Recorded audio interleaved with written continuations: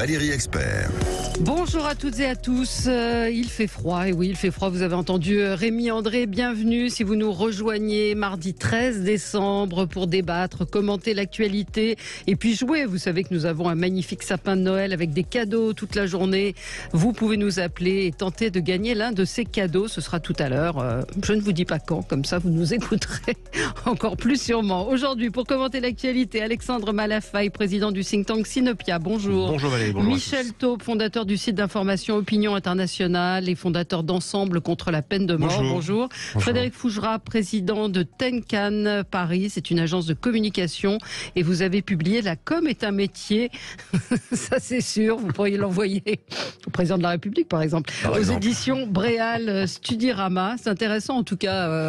C'est un livre qui explique un petit peu comment fonctionne. Vous avez longtemps été à la tête d'une grande entreprise et vous avez été à la tête des patrons des DIRCOM. Seulement des DIRCOM. Des DIRCOM, oui, des DIRCOM. Pas dirigé les entreprises. Non, mais des DIRCOM, vous avez été, voilà.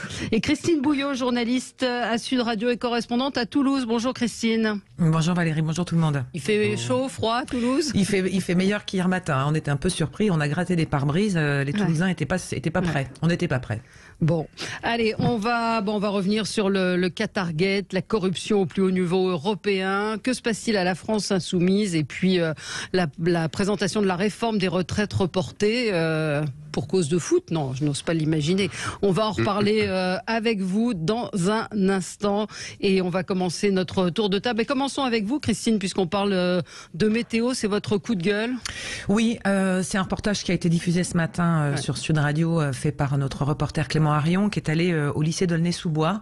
C'est un lycée dans un quartier populaire. Et les témoignages des lycéens sont tout simplement édifiants. Il fait 11 degrés dans les salles de classe. Les fenêtres ne ferment pas. Il y a des coupures d'électricité dues à la vétusté des locaux. Et une élève racontait qu'en cours de français, ils avaient tout d'un coup été plongés dans le noir et que c'était à l'aide de leur téléphone portable qu'ils avaient fait un halo de lumière. Il fait 13 degrés dans le CDI, là où on devrait se poser. Bref, les conditions d'enseignement sont tout simplement absolument... Enfin, c'est d'un autre temps. Donc j'ai du mal à saisir comment on en a pu arriver là. Il y a eu 43 millions d'euros investis, dit-on, du côté de la région pour faire des travaux, mais la rénovation à nouveau a été reportée. Il y a quand même 2800 élèves. Je trouve que le signal envoyé à cette jeunesse est particulièrement pas terrible, mais voilà, je pense que ça devrait être la priorité des priorités. Oui, voilà. Alors c'est un focus qui a été fait sur ce collège en Seine-Saint-Denis. Ce matin, une enseignante, Marie-Hélène, elle est prof à Pantin. Il n'y a pas de chauffage dans son collège. Donc c'est pas un fait isolé. C'est pas un fait isolé. Mais quand vous dites comment on en est arrivé là, ce matin je regardais un peu les infos et tout pour avoir un passeport. C'est-à-dire que si vous prévoyez vos vacances, non mais pour les vacances d'été c'est foutu. C'est-à-dire que si vous n'avez pas de passeport, il n'y a pas de possibilité d'avoir de passeport avant l'été prochain. Donc c'est quand même une honte. Pénurie de médicaments. Ce matin nous devions avoir Anne-Laure Blin qui est députée dans le Loir-et-Cher. Enfin, son train a été annulé. Dans le Maine-et-Loire, à 6h, elle nous a appelé en disant mon train a été annulé. Donc on en est à avoir des collèges pas chauffés. Il y a des choses qui marchent très bien, et puis tout d'un coup on se retrouve avec des situations quand même. Qui marche très bien jusqu'au moment où ça pète. Non, mais ce que je veux dire, le train annulé comparé à un lycée où vous y êtes tous les jours avec des élèves qui sont dedans dans des conditions climatiques. Je suis d'accord avec vous, mais c'est un délabrement. C'est quand même un délabrement de la France. Pardon d'être catastrophiste. Je sais que Sophie de Menton, si elle nous écoute, va dire arrêtez de parler de ce qui va mal.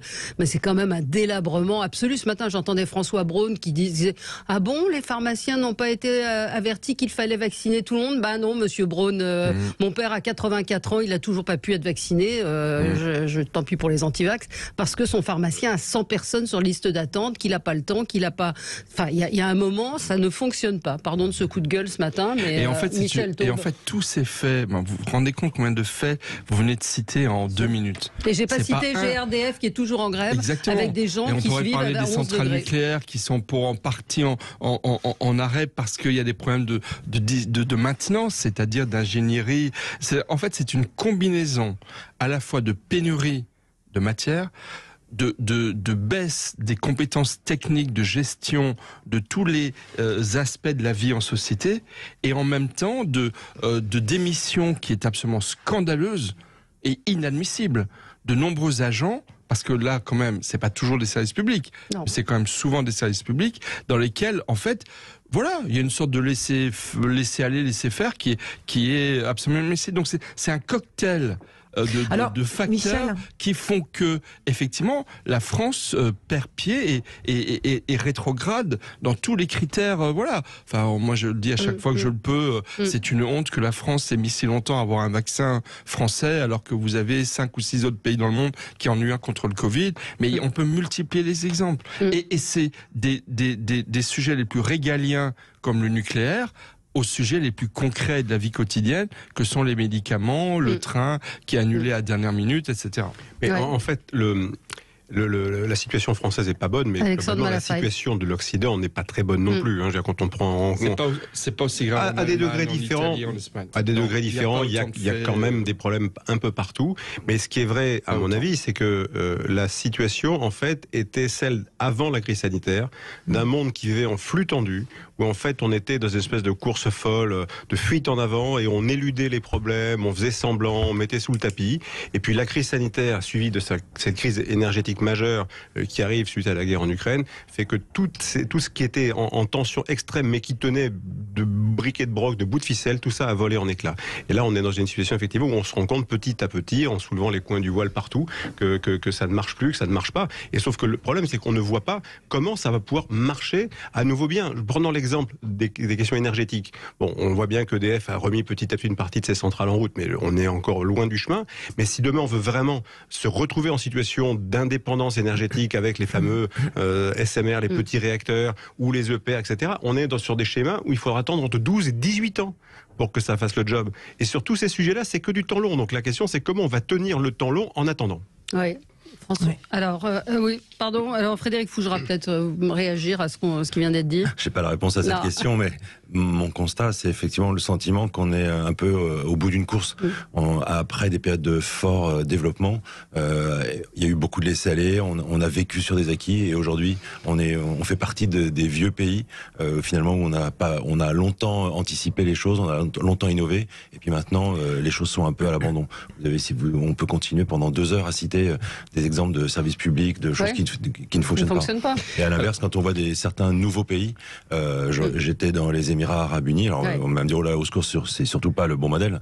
Mais justement, ça, ce sont des pays neufs où tout fonctionne, tout est propre. Un tag dans la rue, ce n'est pas possible. La dégradation du bien public, ça n'existe pas. Non, mais tous les services fonctionnent. Mais bon, après... ils ont quelques années ils sont derrière nous au niveau développement. Ils sont du coup aujourd'hui devant nous. Vous avez Israël aussi. Dans le genre pays neuf où tout est propre et tout fonctionne a priori. Taïwan, c'est remarquable. Hein. Taïwan. C'est ce qui fait notre différence entre cette partie occidentale et le reste du monde. Valérie, revenir sur cette notion, je repars du lycée d'Aulnay-sous-Bois comme d'autres établissements ou d'autres structures, on dit les services publics. Souvent, nous journalistes, on est alertés par les agents du service public d'une dégradation. Je prends l'exemple là récemment des douanes. Il y a eu des annonces qui ont été faites par Gabriel Attal sur la lutte contre le tabagisme. On a les chiffres aujourd'hui qui sont catastrophiques en termes de tabagisme. On a reçu un communiqué des agents des douanes qui nous dit super, on va très bien les annonces, on va contrôler aux frontières le trafic de douane avec des super appareils. Et quand ils déroulent en fait leur argumentaire, ces agents du service public des douanes, ils nous disent qu'en réalité il y a que 0,01% des marchandises qui pourront être contrôlées. Il y a eu 6000 postes de douaniers supprimés en l'espace de moins de 10 ans. Donc si vous voulez, il y a ce que nous on voit, la partie émergée, et puis ce que vivent aussi, on parle de la dégradation du service public. On a été très content de trouver des services publics. Alors moi je les défends parce qu'on a été très content de les trouver parce que ils tiennent quand même une grosse partie des institutions dans les territoires, dans les départements, etc. Parce qu'il y a plusieurs services publics. Et puis après il y a ce qu'on décide d'en faire, qui sont parfois et souvent la variable d'ajustement pour des politiques publiques et des économies d'échelle. Donc il y a une vraie différence entre la conséquence et les décisions qu'on prend aujourd'hui pour dans les 3, 4, 5 ans qui arrivent. Ouais, voilà. Ce qui me frappe quand même, un point mais dramatique, c'est que il y a un problème de lucidité de la part de nos dirigeants politiques. Il y a un problème de réalisme, et ça fait très longtemps, sur toute une série de sujets, où on ne regarde pas la réalité en face, ou alors on ne veut pas la regarder en face, ou alors on fait semblant de la regarder. Et après, je trouve que nos dirigeants depuis très longtemps ne sont pas loyaux. Ils ne nous disent pas les choses, donc on ne traite pas les problèmes. Et alors, vous êtes un homme de communication, on voit bien que la politique, c'est plus un spectacle qu'autre chose. On habille les décisions, on met des mots sur quelque chose qui n'est pas la réalité. On est toujours en permanence de faire des montagnes qui vont accoucher d'une souris. Et ce problème de déloyauté-là, il est en train de nous coûter très cher. On va y revenir dans un instant, 9h14 sur Sud Radio. Restez avec nous, à tout de suite. Sud Radio, mettez-vous d'accord, 9h-10h, Valérie Expert. Avec vous sur Sud Radio jusqu'à 10h. Bon, on va avancer un petit peu, même s'il y aura encore beaucoup à dire sur l'état de délabrement. Alors, il y a des choses qui fonctionnent. Il faut se rappeler qu'on peut se faire soigner quand même gratuitement à l'hôpital en France. Il y a des choses, même si c'est de plus en plus compliqué. On continue. Frédéric, vous vouliez revenir sur l'annonce faite par le président de la République à propos des préservatifs gratuits. C'était mon coup de cœur et c'est à la fois un coup de gueule en fait. Oui. Moi j'aime bien être plutôt positif, mais là je mets une petite réserve. Donc le coup de cœur, c'est l'annonce de la gratuité des préservatifs, même si je suis rarement pour les choses qui sont gratuites, parce que rien n'est jamais gratuit en réalité, mais c'est vrai que quand il s'agit de questions de santé publique, donc gratuité des préservatifs pour les 15-25 ans, ça me paraît être une très bonne annonce. Ça va dans le même sens que la gratuité des protections hygiéniques.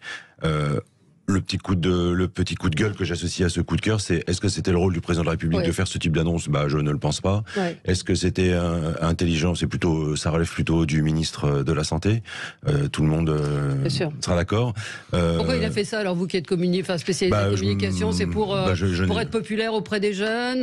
Déjà ma question c'est est-ce que ça a été réfléchi, construit et avec une stratégie de communication, ou est-ce que c'est une idée qui passe et comme ça on l'annonce ? Est-ce que le ministre de la Santé l'a appris sur Twitter, ou est-ce qu'il était informé préalablement? C'est des questions qu'on peut se poser. Et puis dans l'erreur de communication, juste une seconde, mais quitte à l'annoncer, autant l'annoncer le 1er décembre plutôt que le 8 décembre. Les préservatifs, c'est pas qu'une question de contraception, c'est aussi une question de lutte contre le sida, contre l'ensemble des maladies sexuellement transmissibles. Donc voilà, je trouve que ça fait quelque part ça fait un petit coup politique, alors que c'est une bonne mesure. Donc c'est le fond qui compte, donc c'est la mesure qui compte, mais sur la forme, c'est un peu raté, c'est dommage. Et puis d'accentuer la prévention, on ne le dira jamais assez, puisqu'aujourd'hui il y a assez peu de prévention qui est faite, en particulier sur le sida et les maladies sexuellement transmissibles. Et j'abonde d'autant plus dans votre sens que on a justement un ministre de la prévention, pour une fois, c'est François Braun, puisqu'il est ministre de la Santé et de la Prévention.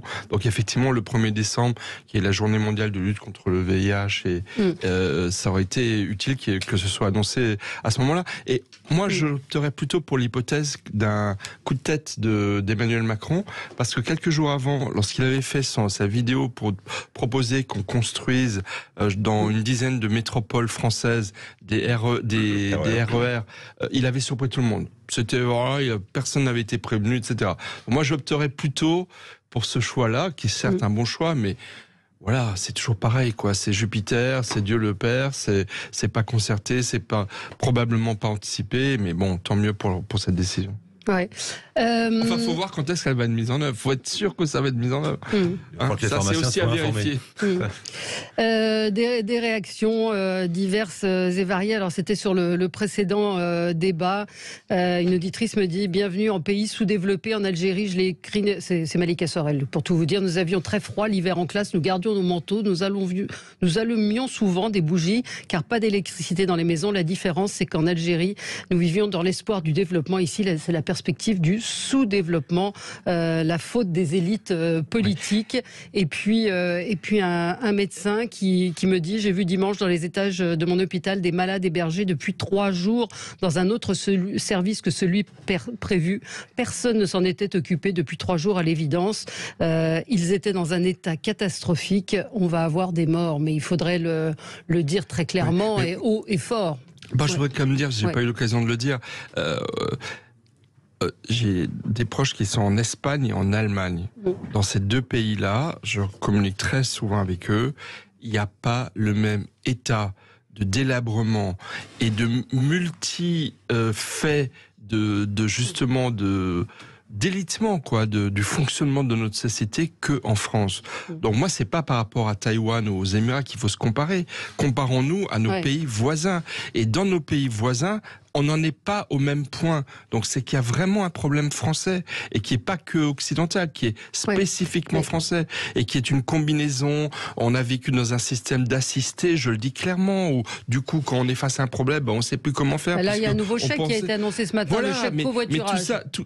Mais tout ça, si vous covoiturez, vous aurez 100 €. Voilà. En Italie, par exemple, la société italienne est beaucoup plus souple pour s'adapter à des situations difficiles parce que la société fonctionne autrement. Donc, je pense qu'en France, on a un problème français et on a l'homme politique et non, mais la question, c'est est-ce qu'ils sont déconnectés. Moi, quand j'entends le ministre de la Santé, je suis désolée, j'ai l'impression ou alors il est obligé de communiquer comme ça. Mais quand je l'entends ce matin dire il n'y a pas de problème dans les pharmacies pour se faire vacciner, c'est faux. C'est faux qu'il descende, qu'il aille voir. Valérie, dans le message que vous venez de lire, le plus préoccupant, c'est cette perspective. C'est-à-dire que le projet de Français aujourd'hui, c'est que demain, c'est certain, ce sera moins bien. Et mobiliser une nation, préserver la cohésion, embarquer les Français, mobiliser la jeunesse sur demain, ce sera moins bien. On aura froid partout, on sera avec toutes les difficultés qu'on est en train de traverser et qu'on voit s'amplifier de jour en jour, parce qu'on les voit s'amplifier. On est tous concernés à des degrés différents sur des choses qui sont moins efficaces. Et alors en plus, ce qui est fascinant, c'est que le tout est redoublé, et notamment tous ceux qui sont entrepreneurs, mais pas seulement, on voit le poids de l'administration. C'est-à-dire que le contrôle, on a inversé les valeurs. Normalement, la fin justifie les moyens qu'on se donne, mais le but, c'est d'avoir une finalité. On veut aller quelque part. Le quelque part, on s'en fout maintenant. L'important, c'est de faire bien. On fait bien n'importe comment. Alors, on fait bien. Il y a des procédures partout, il y a des règles partout. Il y a 11 000 normes dans ce pays qui s'appliquent. C'est-à-dire, on est corseté dans tous les sens. Et donc, on ne peut plus faire autrement que de respecter les règles d'abord. Et finalement, ce pourquoi on est censé faire des choses, passe au second plan. C'est le cas de l'hôpital. L'hôpital, il y a plus de personnel administratif que de soignants. On comprend le problème. C'est ce que racontait Yves Damécourt aussi, qui est viticulteur et qui racontait qu'il a d'un seul coup 20 agents des douanes qui débarquent pour contrôler c'est très bien, mais il dit à côté de ça, on a du vin espagnol frelaté qui arrive et là, il n'y a pas de contrôle.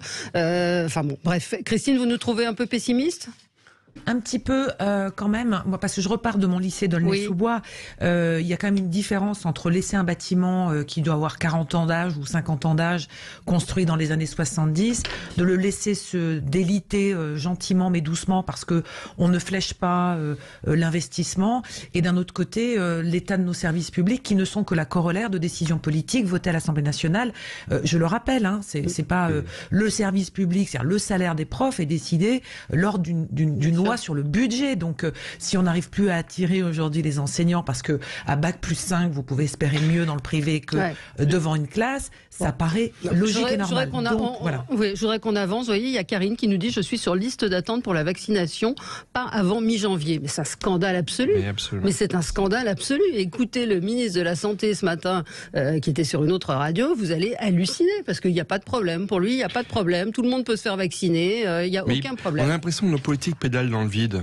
Non, je m'insurge ils font pas. Des annonces, pardon, je réponds à Isabelle qui nous dit, comme par hasard, ça concerne votre père, vous vous insurgez. Non, j'ai découvert ce problème de la vaccination et je pense que François Braun, on lui a un petit peu tapé dessus beaucoup sur l'hôpital dans les semaines qui ont précédé.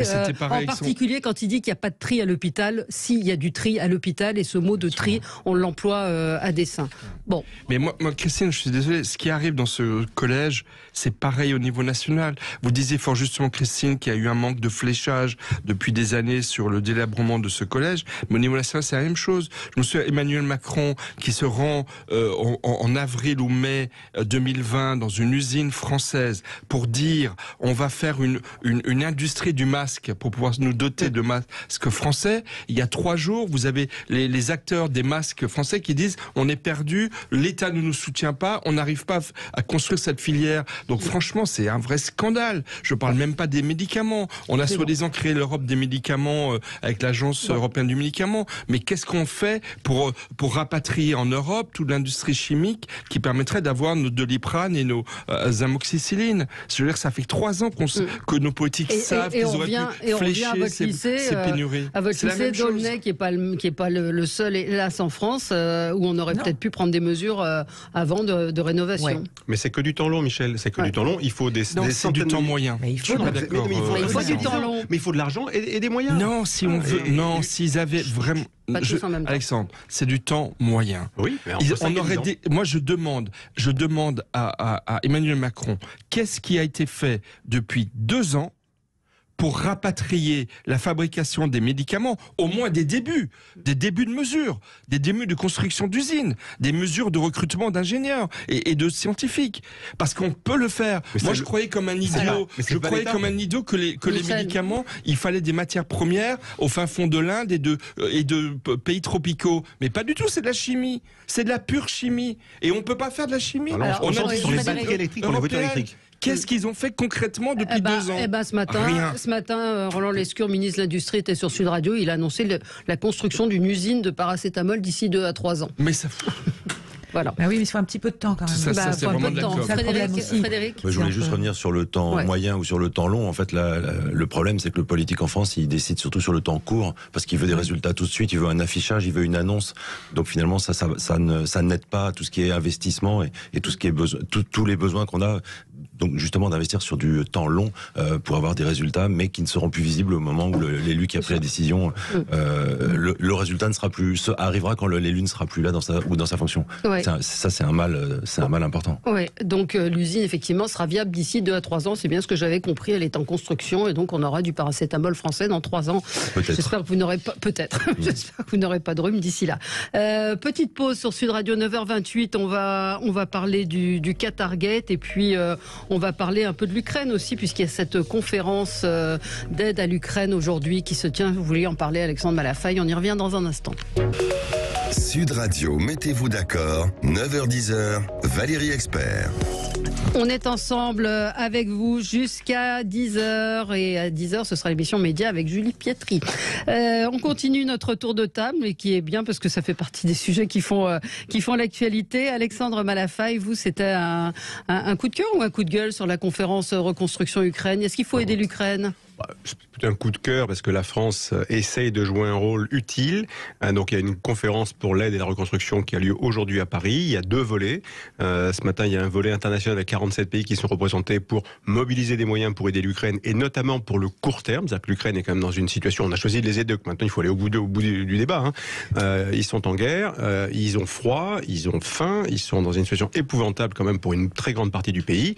Donc les aider à passer l'hiver, notamment sur un plan énergétique, notamment sur un plan d'assistance, c'est essentiel pour qu'ils en sortent le mieux possible et puis qu'ils soient en mesure quand même de tenir tête aux Russes. Donc ça, c'est le gros enjeu de la matinée.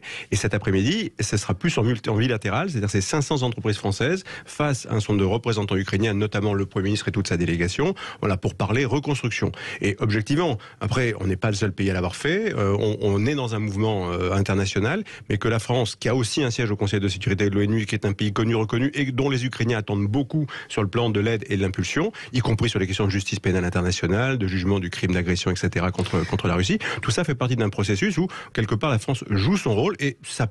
Il n'y a pas de honte à le dire. Si ça peut aider nos entreprises à après participer à cette grande aventure de la reconstruction, c'est utile. C'est d'autant plus utile que, comme on n'est pas le pays le plus en pointe sur le soutien militaire, loin derrière les Anglais et encore plus loin derrière les Américains, la part du lion, pour l'instant, elle se décide entre les Américains et les Britanniques sur l'après, quoi. Et les Allemands qui sont aussi très très très vigilants sur ces questions-là, qui ont déjà mis la main sur plein de dispositifs, notamment sur le plan énergétique, qui sont très en avance par rapport à nous sur ce qu'ils veulent faire de l'après avec l'Ukraine. Donc on a intérêt à se positionner. Donc c'est plutôt bien. Après, certains diront qu'on en fait trop, certains diront que c'est une fois de plus c'est de la com et c'est de la gesticulation politique. Je pense qu'au bout du compte, quand on met les entreprises dans un barnum avec des dirigeants ukrainiens et qu'on crée les filières et les passerelles, ça fera quelque chose. Oui, Stéphane nous dit, est-ce que vous n'êtes pas un peu en décalage avec ce dont on vient de parler sur la déliquescence de la France? Ils ont qu'à se démerder. C'est partagé par certains auditeurs qui disent on a froid et on envoie des groupes électrogènes à l'étranger. Christine, vous êtes à distance, donc c'est plus compliqué pour vous de prendre la parole. Est-ce qu'il faut aider l'Ukraine? Est-ce que vous comprenez? Évidemment qu'il faut aider l'Ukraine. Je veux dire, la question posée comme ça, la réponse est forcément oui. Et il y a aussi donc il y a le fond, c'est-à-dire préparer le chantier de l'après, de la reconstruction, qui s'annonce un chantier comme le disait Alexandre, colossal. Globalement, il va falloir reconstruire les routes, les immeubles. C'est tout un chantier. Donc, soit la France se positionne comme étant, on va dire, le chef d'orchestre de cette reconstruction au niveau européen, soit on laisse la place aux autres. C'est un peu la continuité du débat d'avant. C'est qu'est-ce qu'on décide. Rappelons qu'il y a plusieurs pays représentés, mais il y a aussi 500 entreprises françaises qui sont conviées aujourd'hui à l'Élysée, des grandes entreprises, et qui vont participer à ce chantier-là, parce que qui dit guerre dit destruction, dit aussi reconstruction. C'est mécanique. Donc là-dessus, il y a une vraie attente, en tous les cas, de résultats et de positionnement du pays et de l'Europe sur ce qui se passe à 2 heures d'avion de Paris, quand même.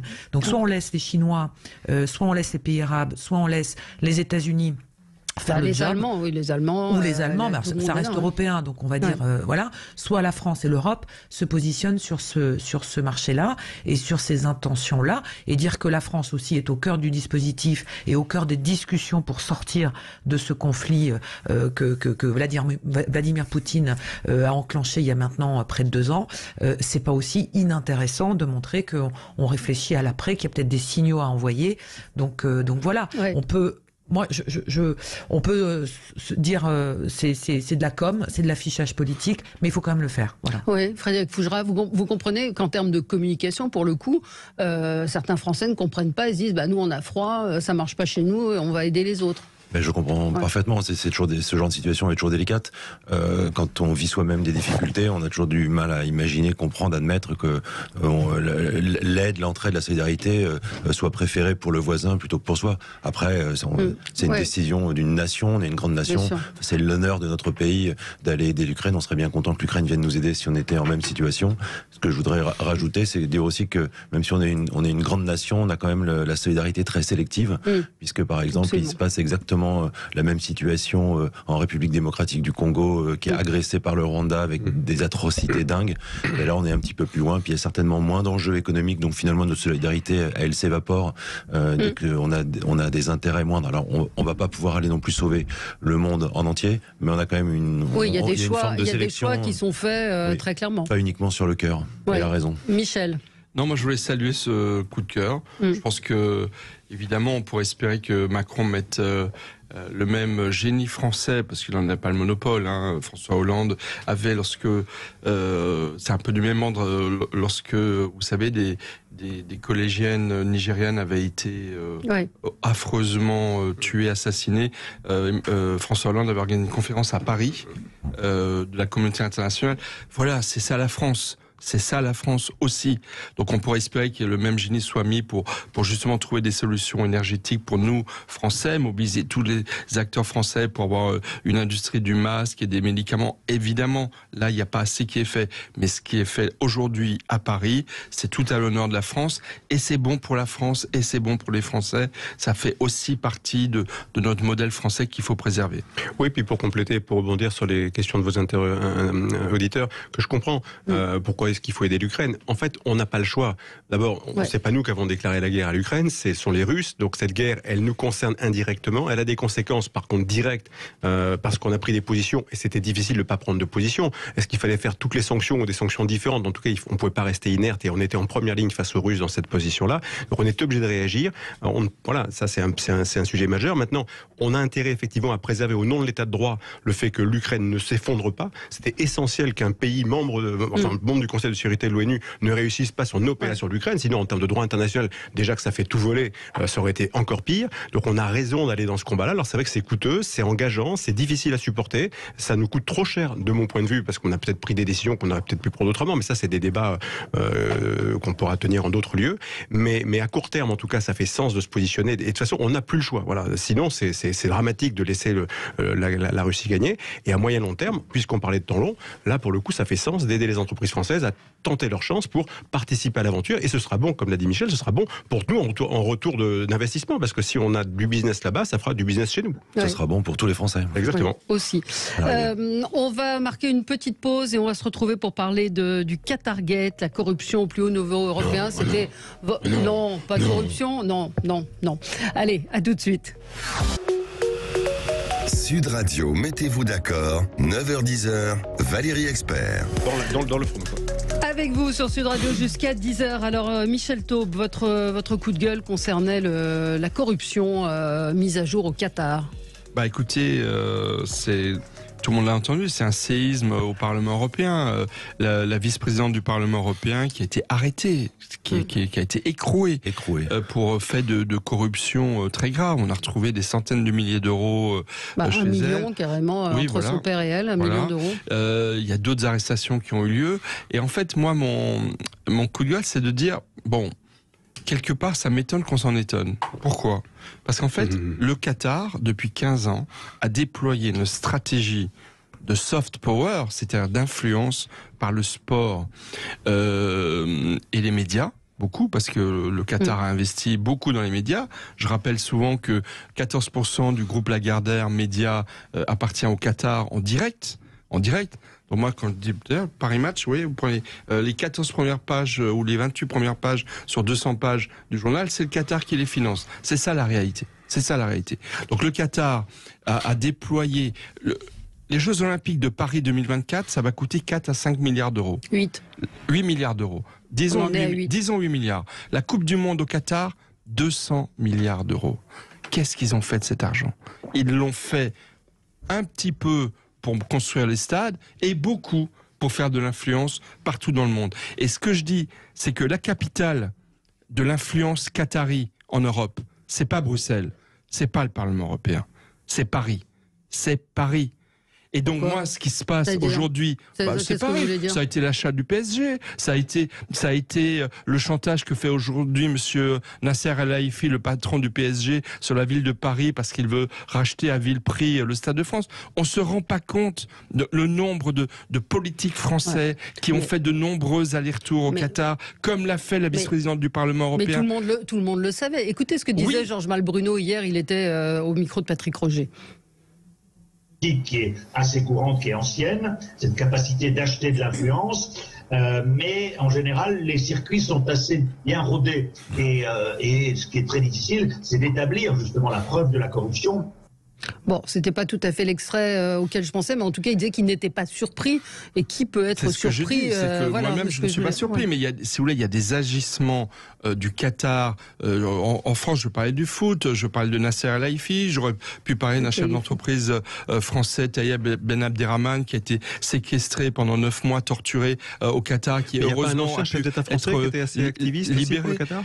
Oui, mais ce que je veux dire, c'est que là, comme le suggérait... Elle a été prise en flagrant délit, elle a été prise la main dans le sac. Là, ça a été un peu gros, mais la réalité, c'est que c'est l'arbre qui cache une forêt énorme. Et que, en fait, dimanche, il y a un final de la Coupe du Monde. À partir de lundi, c'est terminé le joujou à 200 milliards de dollars. C'est terminé le joujou. Et c'est vrai j'espère qu'on va pouvoir mettre la lumière sur cette stratégie. Enfin, le Qatar, faut quand même pas oublier ce qu'il c'est. Le Qatar, moi j'espérais à une époque qu'ils allaient aller plus du côté de la modernité, mais ils restent très proches du régime des Mollahs, de la Turquie d'Erdogan, des frères talibans en Afghanistan, des talibans en Afghanistan, des frères musulmans par ailleurs. Voilà, c'est ça le problème du Qatar, et c'est ça qu'il faut aujourd'hui dénoncer. Et quand on voit le Parlement européen qui se mouille avec ce pays, je trouve ça profondément scandaleux. Est-ce qu'on comprend peut-être un petit peu mieux les campagnes qui ont pu être faites en faveur, avec des femmes voilées et autres aussi, puis quand on entend la vice-présidente dire que le Qatar est un pays qui fait énormément de choses et qui est en évolution constante. Excusez-moi, mais Emmanuel Macron a fait un tweet il y a 10 jours, absolument scandaleux, en disant... Parce qu'ils ont eu la Coupe du Monde, des progrès, des changements sont en cours et nous allons les accompagner. J'aimerais savoir où sont les changements. Quels changements ? Franchement, j'ai trouvé ça, coup, fort limite. Alors, Frédéric Fougera. Sur le tweet d'Emmanuel Macron, pour le coup, je trouve qu'il est dans son rôle de président de la République. C'est un message diplomatique, donc qui dit des choses et qui dit pas grand-chose. Pour le coup, il est plutôt dans son rôle, plutôt que d'annoncer les préservatifs vont être gratuits.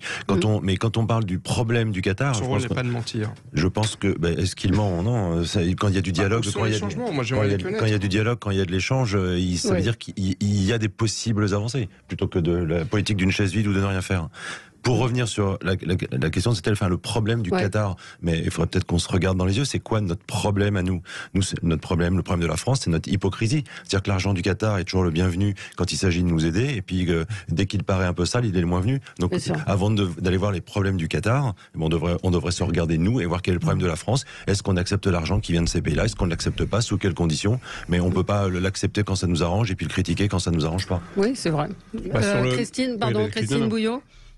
Oui, alors la bouteille à moitié pleine, c'est qu'il y a quand même eu des contrôles et donc les personnes prises les mains dans la confiture sont aujourd'hui en prison. Il y a donc des contrôles qui sont effectués. Qui sont efficaces. Bon voilà, ça c'est quand même le côté positif si on veut regarder les choses. Après, sur le Parlement européen, c'est une institution qui mériterait peut-être aussi d'aligner certaines règles, notamment la déclaration de revenus, de patrimoine de chaque parlementaire européen, pour s'assurer, comme ça se fait aujourd'hui en France, parce que voilà, on avance aussi de ce côté-là. Il y a peut-être des choses un petit peu à améliorer et il faut peut-être pas tout jeter dans cette situation-là. Ce qui est certain, en revanche, et ce qui est significatif, c'est que en cherchant à corrompre, ça veut dire qu'aussi on gêne. Donc ça veut dire que derrière, l'Europe est une puissance que l'on cherche à déstabiliser et qui fait qu'aujourd'hui on arrive à ces scandales-là, mais de l'autre côté, ça veut dire aussi qu'il faut qu'on se protège et qu'on puisse dire, non, il n'y a pas de corrompus. Voilà, on ne corrompt pas un député européen impunément. Moi, j'ai découvert avec cette affaire que, par exemple, il n'y a pas aujourd'hui de liste. Alors, il y a des contrôles sur les lobbying européens. On sait qui sont les lobbyistes officiels qui peuvent intervenir, mais par exemple, on ne sait pas dans l'agenda d'un député européen qui il va rencontrer à quel moment. Alors, ils peuvent se rencontrer. Après, ils peuvent se rencontrer en dehors de l'agenda, surtout en matière de corruption. Oui, mais ça permet quand même aux citoyens de savoir qui rencontre qui et d'avoir une opinion, en tous les cas, des relations qui peuvent être nouées avec les uns et les autres. Voilà. Ce qui est étonnant, c'est qu'il y en a d'autres qui ont dû être approchés, qui pourraient le dire aussi. C'est-à-dire que je ne sais pas comment se fait la corruption, mais... Je crois que Nathalie Loiseau a dit qu'elle avait été approchée. Elle avait raconté dans ce cas-là, il fallait le dire. De toute façon, il suffit de voir les votes des députés européens. Les votes des députés européens. Et moi, j'ai été très choqué. J'avais fait un édito, donc je peux le dire. Michèle Alliot-Marie, ancienne ministre de la Défense, qui a été longtemps députée européenne, elle a fait des votes au Parlement européen, mais scandaleux, sur des actes, elle a refusé de voter des résolutions condamnant les violations des droits de l'homme, mais pas que au Qatar, dans plein de pays. Et elle s'est toujours abstenue, voire même elle a voté contre. Franchement, c'est inadmissible. Rachida Dati, c'est de la même chose. Elle a été députée européenne. Elle a eu, je suis désolé, des votes extrêmement étranges. Donc on peut pas les accuser pour le coup, on ne sait pas. Mais on peut s'étonner, on peut quand même s'étonner. Mais on peut s'étonner de votes qui sont totalement contraires à des faits qui sont votés par l'ensemble du Parlement européen. Voilà. Donc ce qui est vrai, c'est que ça alimente l'impression du tous pourri.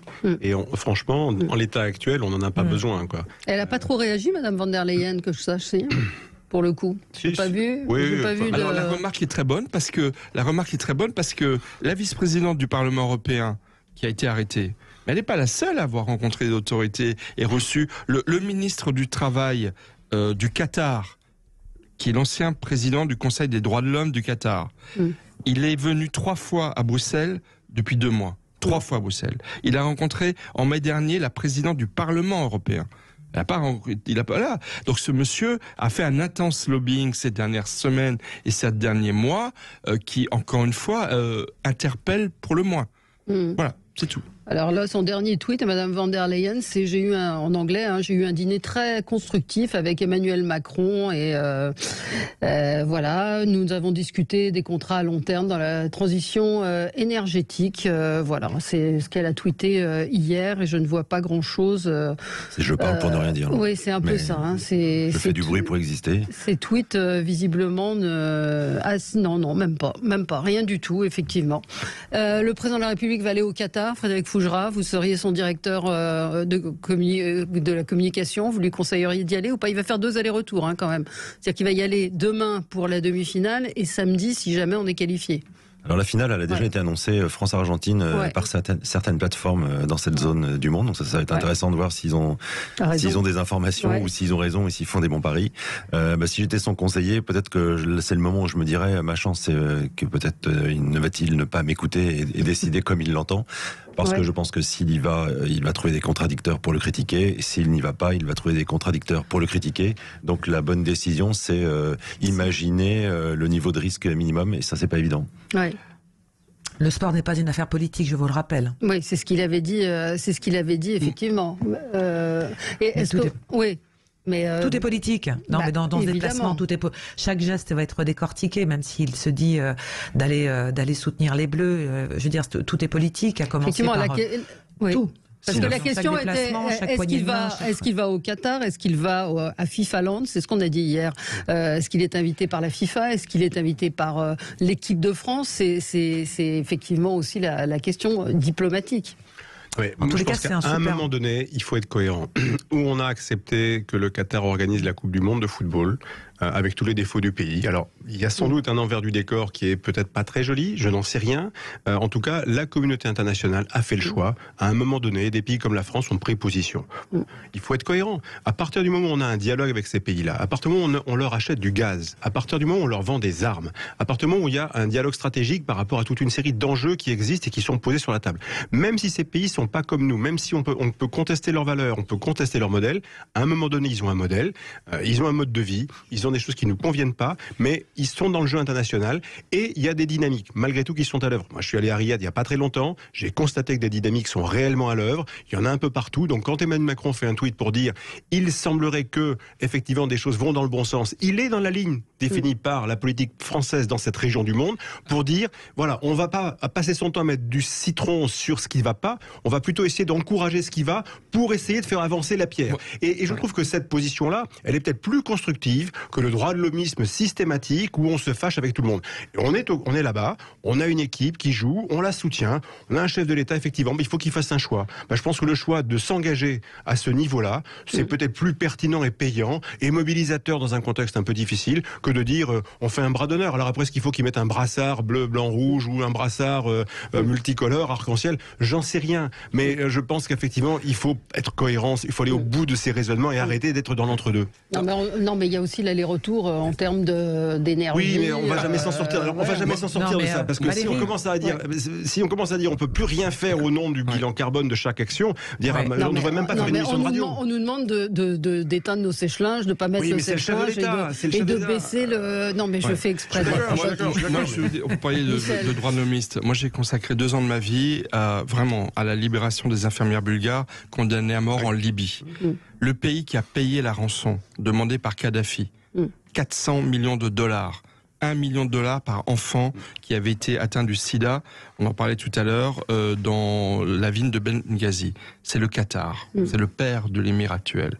Et c'est Nicolas Sarkozy qui l'a obtenu et qui l'a négocié avec l'émir du Qatar. À l'époque, nul ne savait quelles seraient les contreparties. Parce qu'il y a toujours des contreparties. Les contreparties, ça a été notamment, 2 ans après, effectivement, le vote français, j'en suis convaincu. J'en ai pas la preuve, mais j'en suis intimement convaincu. Le vote français pour la Coupe du Monde au Qatar. Ça a été l'achat du PSG et ça a été plein d'autres choses. Mais moi, je pense qu'Emmanuel Macron, il doit aller au Qatar. Parce qu'effectivement, c'est le rôle de la France de discuter avec tout le monde. Macron discute avec Poutine, on le lui reproche. Il a raison de discuter. Il faut discuter avec tout le monde. Il faut discuter, mais dans le but... J'espère que Macron en est conscient de négocier des choses, de négocier des résultats. Je parlais avant de la chef d'entreprise français, Taïeb Ben Abderrahmane, qui a souffert dans son corps et sa famille. Emmanuel Macron a des choses à lui dire à l'émir du Qatar sur le sort de ce Français. Donc j'espère qu'il va y aller pour obtenir des résultats. Mais soyons exigeants sur les résultats attendus. Et c'est là souvent que je trouve qu'on laisse faire et qu'on laisse nos politiques communiquer et ne pas suivre dans les faits les choses qu'ils essayent de négocier. Donc moi, et j'étais contre le boycott de la Coupe du Monde au Qatar, même si je regrette qu'elle ait été attribuée à ce pays. J'aurais préféré qu'elle soit attribuée au Maroc. Ça aurait été extraordinaire d'avoir une demi-finale France-Maroc au Maroc. Christine ? La semaine prochaine, à la même heure, on fera le bilan de cette Coupe du Monde. Absolument. Et le bilan de la Coupe du Monde pour le Qatar, je pense que ça sera une réussite, n'en déplaise à certains. Mais on ne peut pas dire aujourd'hui qu'ils aient raté l'organisation de leur Coupe du Monde. Ça, c'est clair. Petit tweet d'Anne-Laure Blin qui nous écoutait depuis son wagon de train, puisqu'elle a réussi à prendre le train. Vais-je enfin arriver à Paris après dimanche? Nouvelle imprévue ce mardi matin. Train annulé à 6h en gare. Aucune info, aucun plan B. La desserte de nos territoires est vitale. Il est nécessaire de veiller à la fiabilité de ce service crucial pour notre économie. #proximité. Et je vois un autre tweet, 24 heures sur la ligne 8 du métro parisien, nous dit un homme qui raconte voilà les galères depuis 24 heures sur la ligne 8 avec des interruptions, avec des coupures non-stop. Ce matin, moi, je suis venu en voiture. On m'a dit mais pourquoi, Patrick Roger m'a dit pourquoi tu prends pas le RER? Je prends pas le RER parce que c'est pas plus fiable. C'est pas fiable, donc pas sûr d'arriver à l'heure non plus. Voilà, on finit, la boucle est bouclée. Merci à tous les quatre. L'avion de Macron pour aller au Qatar, il sera fiable. Vous pensez? On verra. Et puis figurez-vous qu'il y a pénurie de Père Noël. J'ai lu ça ce matin. Tiens, c'est la dernière info. Ça veut dire que les sociétés qui fournissent des Pères Noël dans les magasins, les centres commerciaux, il leur en manquait, donc ils n'ont pas pu honorer certains contrats parce que plus personne veut être Père Noël. Vous vous rendez compte? Voilà, ce Moi, sera je veux bien être Père Noël pour une heure. Voilà, tout paravolo. On vous le dit. On le fait ensemble. Allez, on va faire ça. Allez, joyeux Noël. Joyeux Noël à vous. Merci Christine, merci à vous. Et dans un instant, l'émission Média. Tout de suite. Sud Radio.